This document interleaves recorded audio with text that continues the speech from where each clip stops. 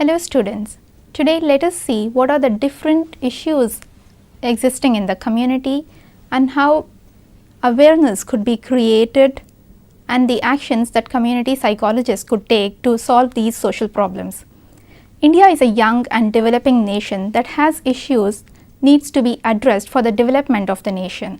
Issues like discrimination, corruption, illiteracy, child marriage, poverty, child labor, etc. And community consciousness for these ever multiplying issues and social problems could be aroused by disseminating information at school, college and university level, educating families and societies about them and the relevance and effect of their individual efforts to their immediate family, society, community and country at large. So broadly we can say that community education is for community within community. And CV of Scotland, which is Organisation for Community Development, has given a definition for community education. It says community education is a process designed to enrich the lives of individuals and groups by engaging with people living within a geographical area or sharing common interest to develop voluntarily a range of learning, action and reflection opportunities determined by their personal, social, economic and political needs. Alan Tweltree, who is an English academic and community development expert, has given a story which suggests how to identify issues and act on it. He cites the amusing and common development tale of two workers on a housing estate in an inner city London. They set up a tenants association to influence local council for timely repairs to the properties. Residents seems interested, but when the actual meeting is held, only 2 people turn up. They again repeat the process, but the attendants remain 3. Some residents then come to them looking for help in setting up a bingo group. This time the initiative is resounding success. So this story highlights some of the key real world issues in community development, that is starting where the people are and the discrepancy between what a specific community may want to do and what the community worker may identify as the key issue. And community issues are generally of 2 types, which are problem based or vision based. Problem based is, for example, toxic dump in a residential area, poor public transport, homeless people on middle class streets, etc. And vision based approach to these problems could be to see how could we make this a more healthy community and how youth could be involved in the community development programs. Again, Alan Tweltree suggests that to identify issues, community psychologists could pay attention to what is happening in the community and going to visit neighborhood areas and keeping in contact with local people, attend local council meetings, meet with community leaders and community representatives, and find out if the issue has existed before and what all the actions have been taken. So he asks people to gather as much as information possible.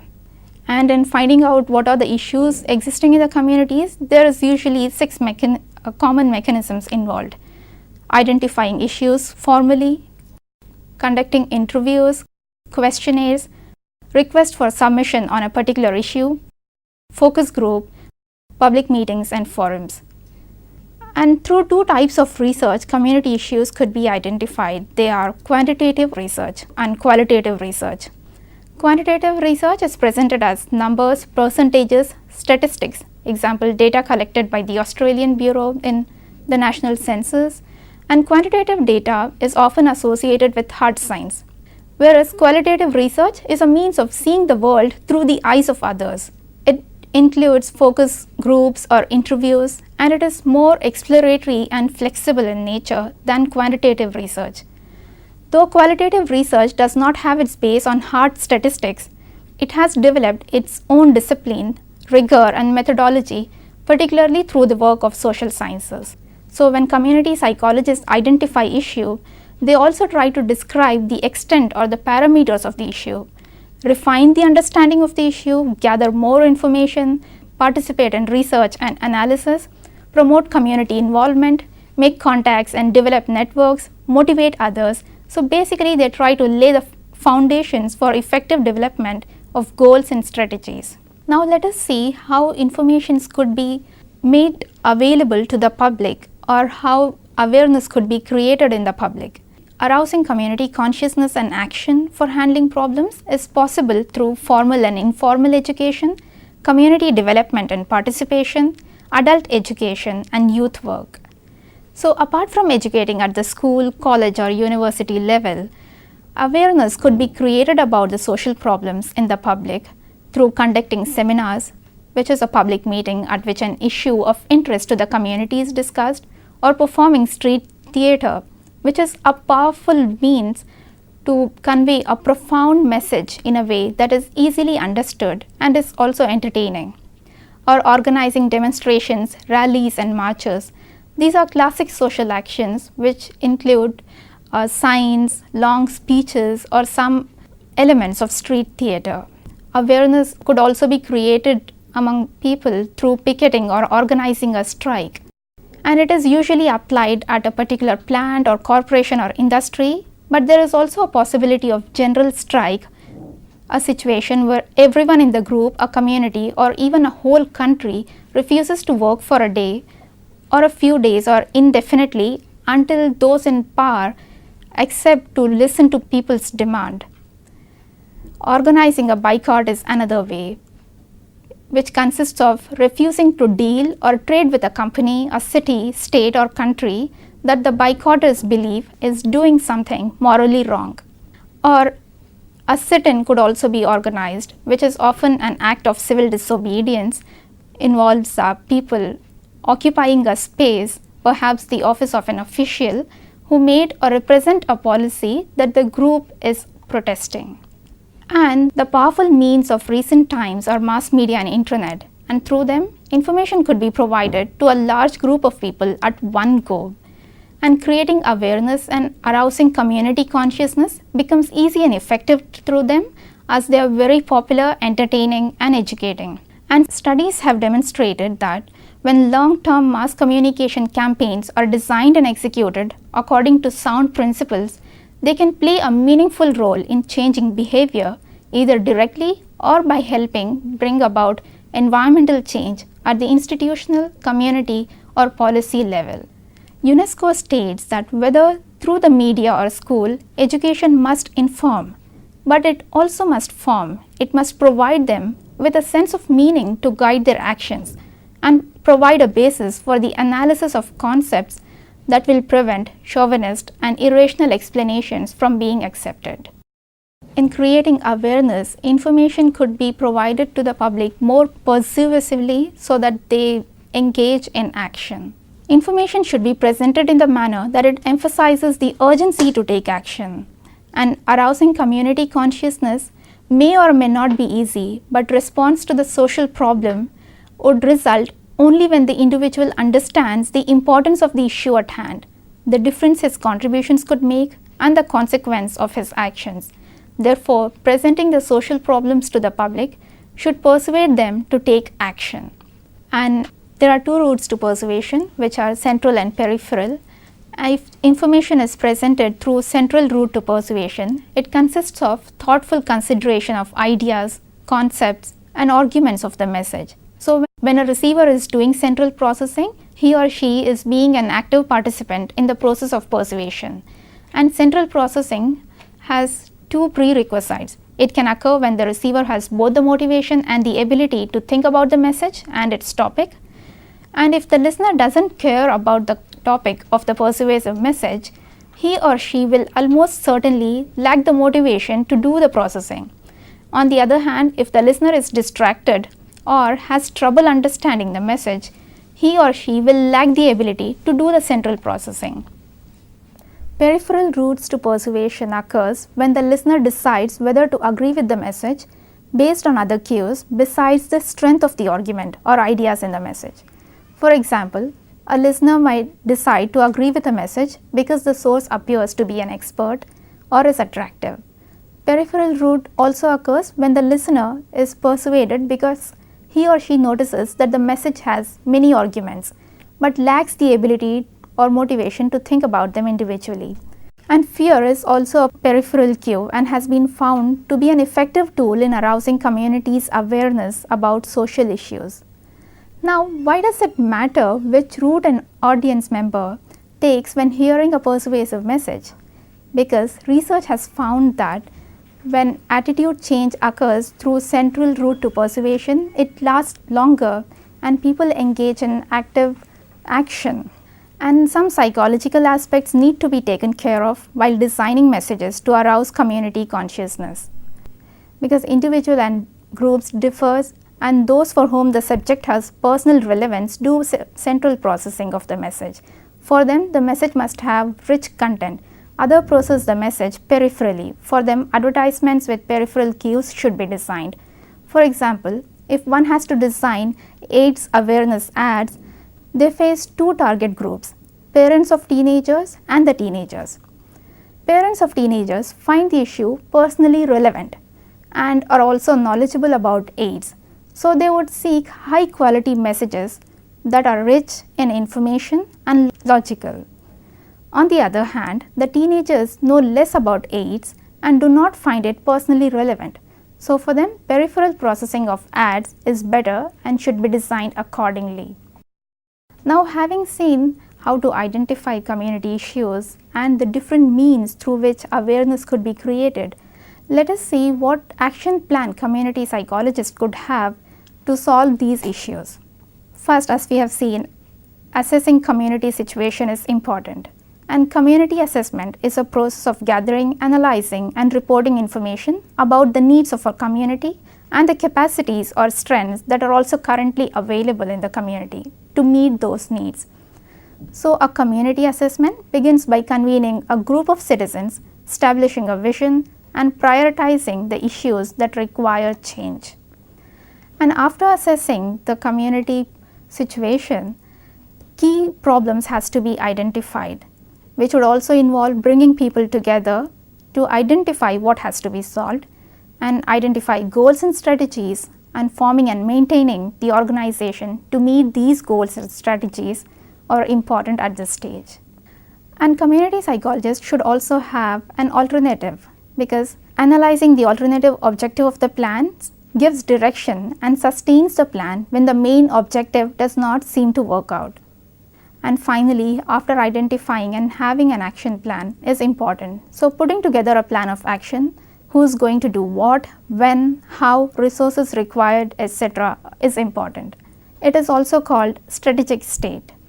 Now, managing relationship is also important for the plan to succeed. There should be good cooperation, coordination, support, and security among the members working on the issue. And finally, having an action plan, community psychologists should make sure that they evaluate that plan regularly. They need to make sure that there is a good progress on it, and there should be evaluation done to assess its process and progress towards the goal. This model is cyclical. It's a permanent process that becomes routine in the ongoing maintenance and functioning of the group. Now let us see some of the actions which could be taken to improve well-being. Community psychologists could see to it that culturally appropriate family services and support to migrants be set up in the community. Information regarding existing community services, resources, and benefits reach migrant communities, and mental health and other services in the area be strengthened and made more accessible. And strategies to curb negative intercultural attitudes be implemented by government and services. Local government, policymakers, and community workers should engage in ongoing consultations with the community to resolve community problems. Policing of certain areas should be increased and crime prevention measures developed. And strategies to enhance business and employment opportunities could become a priority. And community events, celebrations, and festivals could be valued and encouraged. And elderly clubs could receive adequate support and funding. And community psychologists should involve youth and make more youth services, recreational activities, and opportunities to improve the well-being of community. And affordable education and learning opportunities could be provided to everyone in the community, and An ongoing community wellness group could be set up and run by community members to identify emergent areas of need, initiate projects, and monitor progress. Now, having seen how issues could be identified and different means to create awareness and the action plan, let us see some of the case studies where community psychologists have actually achieved success in helping some of the disadvantaged member of the community. One such case study is of a community-based support system which was organized to provide housing services, educational and employment enhancement through the use of natural context, and these contexts included access to regular schools and universities, access to companies in all economic sectors, as well as the diversity of social resources available for the general public. So, community psychologists in 1989 created the first group home in the community that provided a housing solution for 4 institutionalized people, 3 men and 1 woman, with long-term hospitalization, who could not be discharged due to a lack of social support. So, after 3 years, the women, when re-employed, decided to leave hospital care and live in the community. And now currently the organization owns 3 different spaces in the city as housing alternatives for 21 persons who lack community support, and all are used with different profiles. For some it is permanent and for others it is transitory. There are no time limitations involved, and in some situations they also work as crisis support or with the management. The study concluded that the length of time in the community was positively correlated with a greater sense of community and the effective use of community resources. And the participants reported that the housing experience had specifically contributed for their emotional and physical well-being.